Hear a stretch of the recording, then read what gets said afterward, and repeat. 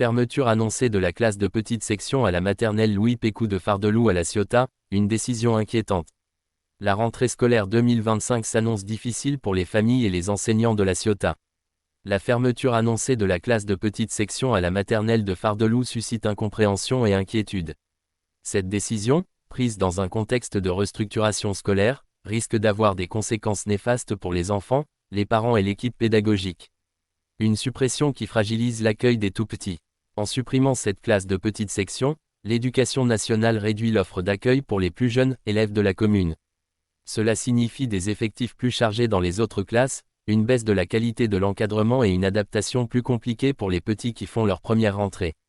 De plus, cette fermeture pourrait contraindre certaines familles à scolariser leurs enfants dans d'autres établissements plus éloignés, compliquant leur organisation quotidienne et augmentant le risque de surcharge dans les autres écoles maternelles de La Ciotat. La situation de la maternelle Fardeloup s'inscrit dans une vague plus large de suppression de classes en France.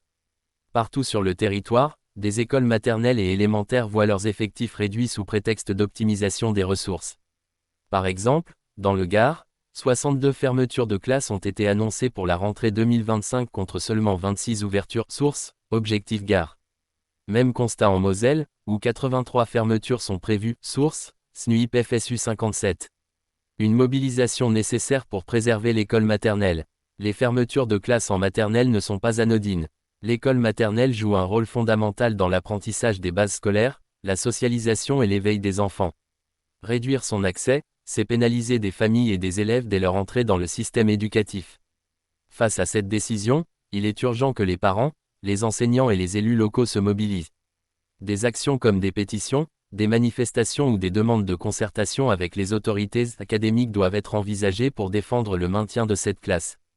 La maternelle Louis Pécou de Fardeloup ne doit pas devenir une victime silencieuse d'une politique de rationalisation budgétaire qui sacrifie l'avenir des enfants. L'éducation ne doit pas être une variable d'ajustement. Il est temps d'agir pour préserver un accès équitable à l'école dès le plus jeune âge.